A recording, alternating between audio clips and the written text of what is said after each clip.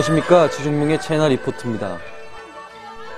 꾸이저우성은 동쪽으로는 후난성, 서남쪽으로는 윈난성, 서북쪽으로는 스촨성, 남쪽으로는 광시 장족 자치구, 북쪽으로는 충칭시와 접해 있습니다. 중국 전체 면적의 2%에 지나지 않는 작은 성이지만 소수민족 자치구는 아니어도 전체 인구의 약 40% 가까이나 되는 다양한 소수민족들이 운집해 있습니다. мя오족이 주류를 이루는 가운데 둥족 및 부이족과 함께 자치주를 이루고 있으며 그 밖에도 이족, 투자족, 쉐이족, 거라우족 등이 자치현을 이루고 살고 있습니다. 특히 мя오족이 광범위하게 살고 있는 곳인데 мя오족은 독특한 자신만의 문화와 종교, 언어를 지닌 민족입니다. 중국 학계의 자료에 따르면 역사적으로 거슬러 올라가 삼국시대 총나라의 남만 정벌 당시 남만은 바로 мя오족을 이룬다고 합니다. 또한 원래 중원에서 살던 북방민족이 창장 이남으로 이주해 정착한 민족이기도 합니다. мя오족 촌락의 독특한 문화와 멋진 폭포들 그리고 수도 꾸이양의 아름다운 누각으로 함께 가보겠습니다.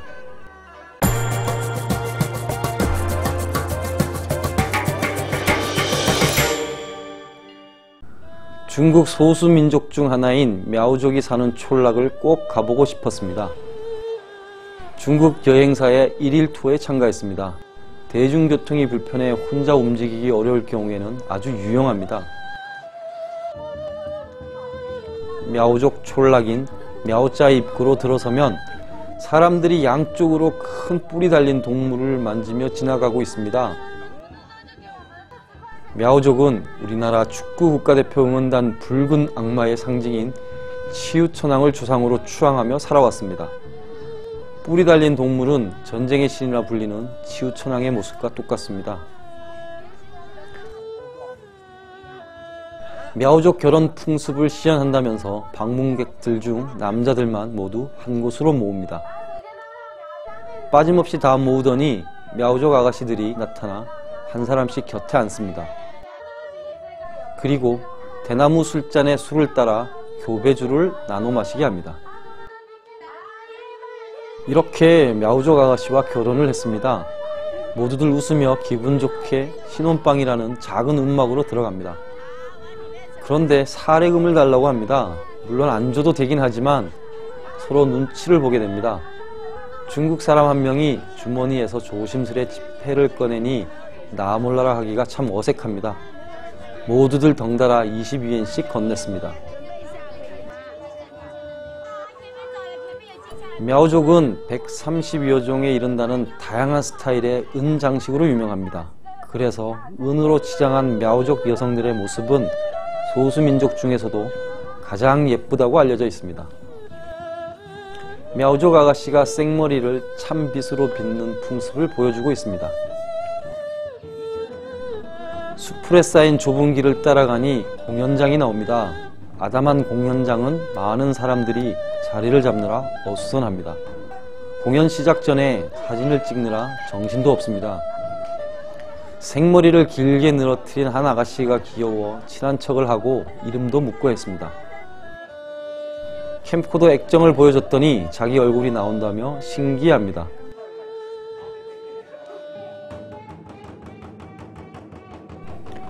공연이 시작됐습니다.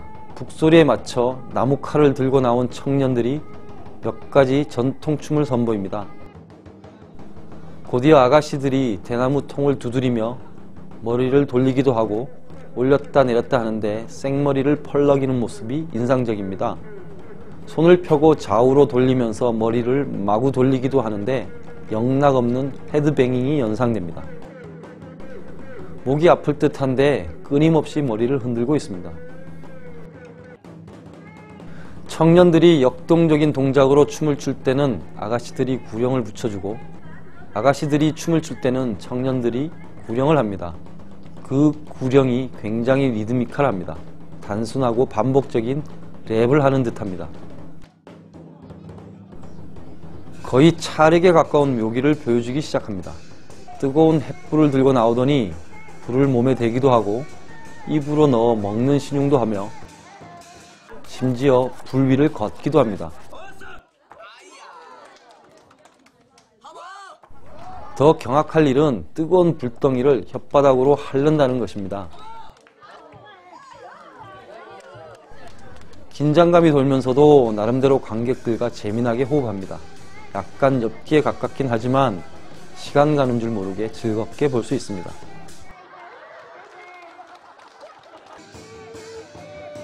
공연이 끝나자 мя우족 복장을 한 꼬마 아이 둘이 사람들의 인기를 독차지합니다. 노래를 부르며 놀고 있는 아이들이 귀여운 표정으로 웃으며 사람들 속에 나타납니다. 동요를 부르며 재롱을 피우는데 사람들이 너도 나도 아이들 옆에서 사진을 찍느라 경쟁입니다. 전통 복장을 하고 머리를 곱게 딴 해맑은 мя우족 아이들을 따라 오솔길을 걸었습니다. 이 귀여운 아이들과 헤어져야 한다니 아쉽습니다. 중국에는 700~800만 명의 мя우족이 거주하고 있는데 독특한 문화와 중원의 한족만큼이나 오랜 역사를 지니고 있습니다. 은빛 찬란한 мя우족들의 옷 매무새와 눈망울이 한없이 오래도록 남을 듯 합니다.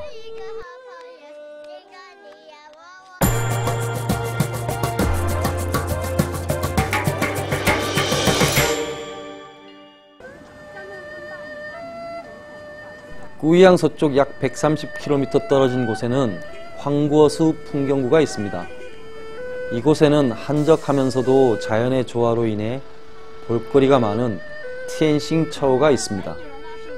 오솔길이면서 좁은 시냇물이 마치 별천지에 온 듯한 분위기를 연출하는데 무엇보다도 1년 365일을 새긴 돌다리가 바로 이곳을 유명하게 만들었습니다. 비가 와서 그런지 물살이 세차게 흐르는 모습이 상쾌합니다. 물 가운데 풀이 돋아나 있는 땅 위에는 소 2마리가 두리번거리고 있습니다. 텐싱차오는 전형적인 카르스트 지형으로 만들어진 곳입니다. 2억 3천만 년 전에 형성됐다고 하는데 일반인에게 개방된 건 30년이 조금 지났을 뿐이라고 합니다. 산과 물, 바위와 나무, 폭포와 동굴까지 다양한 볼거리가 있습니다. 천천히 걸으면 약 1시간가량 걸리는 길입니다. 동굴을 벗어나니 갑자기 자그마한 폭포에서 물줄기가 쏟아지고 있습니다.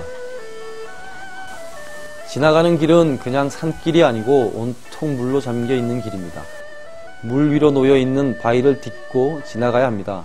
재미있는 것은 이 바위 다리마다 1월 1일부터 12월 31일까지를 금빛으로 새겨놓은 것입니다.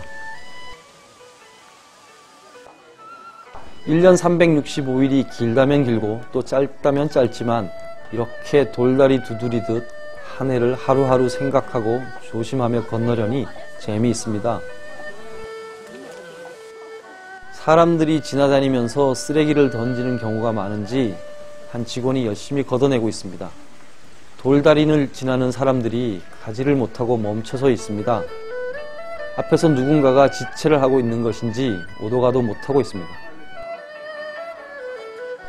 3월달에 바위를 다 지나니 다시 아담한 언덕길이 나오고 바위가 양쪽으로 놓여있는 좁은 길도 나타납니다.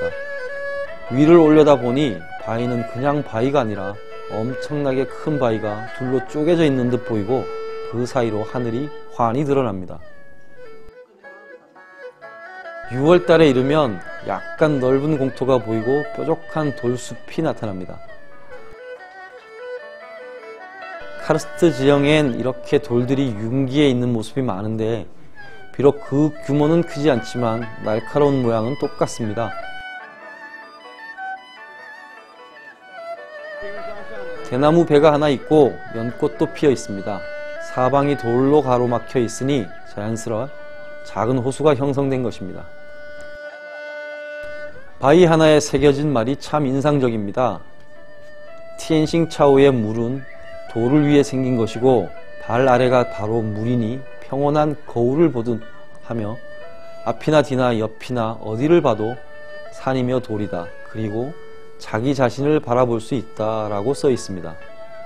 자기 자신이 그냥 자기의 몸일 수도 있겠지만 어쩌면 1년 365일을 보내면서 스스로의 행동과 마음가짐을 되돌아볼 수 있는 거울처럼 이곳의 물에 의미 부여를 해보라는 것일지 생각해 봅니다. 조금 더 지난 9월 25일의 바위에는 중국의 민족주의자이면서 문학가인 루신의 탄생일이며 1881년이라고 적혀 있습니다. 이제 점점 1년을 다 지나가고 있습니다. 사진을 찍느라 사람들이 길을 가로막고 있기도 합니다. 한 해가 다 가는 게 서운한 마당에 충분히 여유를 가지고 뒤에서 기다릴 수 있습니다. 바로 저 앞이 1년이 끝나는 곳인가 본데 한 아가씨가 아무렇지도 않다는 듯 용감하게 지나갑니다. 천천히 12월을 만끽하며 지나가는데 12월 25일에는 무엇이라 적혀 있을까 궁금해집니다. 당연히 예수 그리스도라고 생각했습니다. 그런데 놀랍게도 뉴둔, 즉 만류 인력의 주인공인 뉴턴이 적혀 있습니다. 바로 그 다음 날인 12월 26일은 마오쩌둥이 태어난 날입니다. 그러고 보니 마오쩌둥 옆에 쓴 글자는 딴전, 즉 탄신이라고 써 있습니다. 천천히 한 해를 마감하며 12월 31일까지 왔습니다. 누구의 발상인지 모르지만 참 재미있는 아이디어라는 생각이 들었습니다. 다리를 다 건너서 조금 더 가면 창칭샤라는 바위 팻말이 보입니다. 창칭이란 언제나 푸른 에버그린이라는 말인데 늘 푸른 협곡이라는 뜻이기도 합니다. 말이 협곡이지 다소 물살이 빠르고 아래에서 샘솟듯 물이 솟아나는 아담한 계곡입니다. 비교적 넓은 호수 하나가 보입니다. 이 호수 끝으로 이어진 길을 따라 한 바퀴 돌아 나가면 출구입니다. 돌다리 하나에 하루씩 세어가며 걸어왔는데 처음 생각보다 365개의 돌다리를 건너는 일이 꽤 흥미롭습니다. 비록 짧은 시간이었지만 인생에 대해 한 번쯤 새겨볼 만한 시간이었습니다.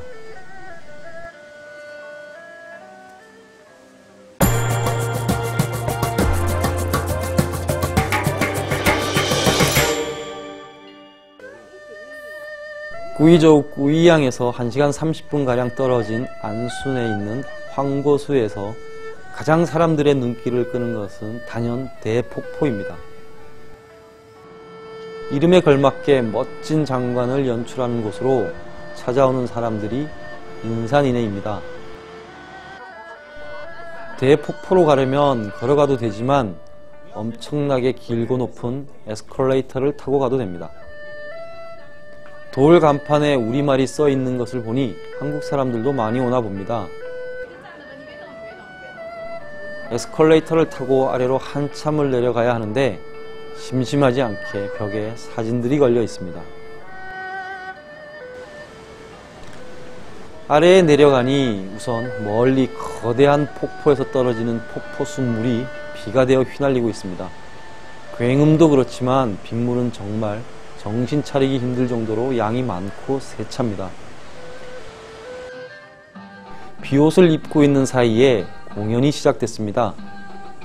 흥겨운 동작을 보면서 잠시 쉬었습니다. 그런데 춤을 추는 소수민족 아가씨들의 옷 색깔이나 동작이 мя오족과는 다소 다릅니다. 자세히 보니 뿌이족 아가씨들입니다.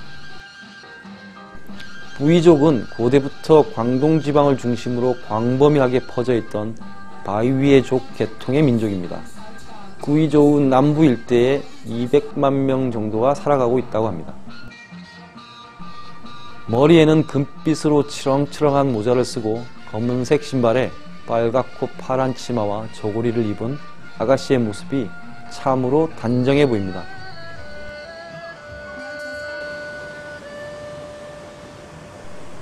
멀리 출렁거리는 다리가 보입니다. 그 너머로 폭포에서 떨어지는 물줄기가 하얀 안개를 뿜어내고 있습니다. 이렇게 멀리까지 폭포수가 날아와 온몸을 다 적시는데 폭포 옆으로 가까이 가면 아예 바로 폭포에 휩쓸려 버릴 것만 같습니다. 숲을 사이로 보는 폭포는 정말 장관입니다. 시원하고 멋지긴 한데 폭포물에 카메라가 고장이라도 나면 큰일이라 계속 망설이다가 선뜻 올라가지는 못했습니다. 조금씩 가까이 가보기로 했습니다. 점점 폭포가 바로 정면으로 보이기 시작합니다. 쏟아지는 폭포수를 이렇게 가까이에서 볼 수 있다니 신기합니다. 엄청난 속도와 무게로 낙하하며 내리꽂는 물살이 바닥에 닿고 다시 옆으로 번져갑니다. 눈앞의 시야가 가려서 겨우 눈을 뜨고 보고 있는데 갑자기 어렴풋하게 무지개가 돋아납니다. 무지개는 사라졌다 나타났다 하는데 아마도 구름을 벗어났다 들어갔다 하는 햇살 때문으로 보입니다. 이렇게 가까운 곳에서 오랫동안 무지개를 볼 수 있다니 정말 대폭포가 아니면 만들어내기 힘든 절경입니다. 낙차가 74m에 이르고 떨어지는 넓이는 81m에 달하는데 절벽에서 떨어지는 폭포수 소리가 하늘을 찌르는 듯 심리 밖에서도 들린다고 합니다.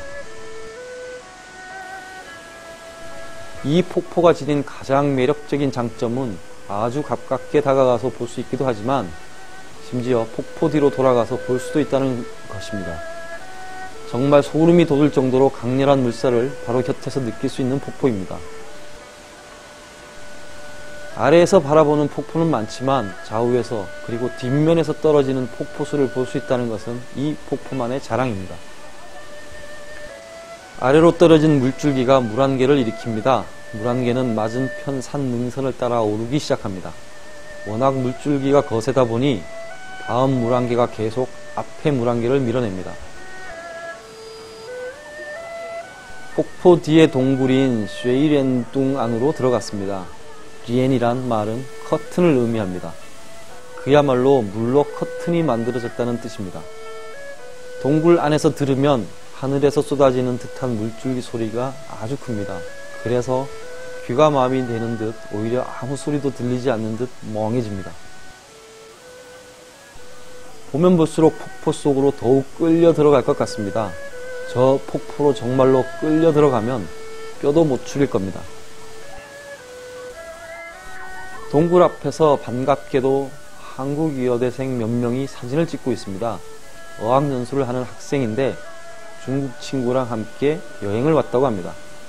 알록달록한 비옷을 하나씩 입고 포즈를 취하는 모습들이 귀엽기도 하거니와 우리말이 들리니 정말 반가웠습니다. 이 폭포가 떨어져 만들어내는 아래쪽을 시뉴탄이라 하는데 시뉴는 코뿔소입니다. 코뿔소가 내뿜는 소리에 비유한 것입니다. 정말 코뿔소의 소리를 들어보지는 못했지만 사람들의 상상력이 재미있다는 생각을 했습니다. 전설에 의하면 명나라 말기와 청나라 초기의 장군이었으나 반청의 기치를 들었다가 실패한 오삼계의 패잔병들이 이곳으로 도주했다고 합니다. 그리고 이 시뉴탄에 보물을 던졌는데 그 물살이 너무 살벌해서 그 누구도 확인할 수 없다는 것입니다. 동굴을 나와 산길을 따라 내려가면서도 자꾸 폭포를 돌아보게 됩니다. 출렁다리를 지나 에스컬레이터를 타고 대폭포를 벗어났는데도 마찬가지입니다. 이런 장관의 폭포가 있다니 정말 놀랍다는 생각과 장엄한 물소리의 환청이 한동안 멎지 않았습니다. 차이나 리포트 오늘은 여기까지 하겠습니다. 감사합니다.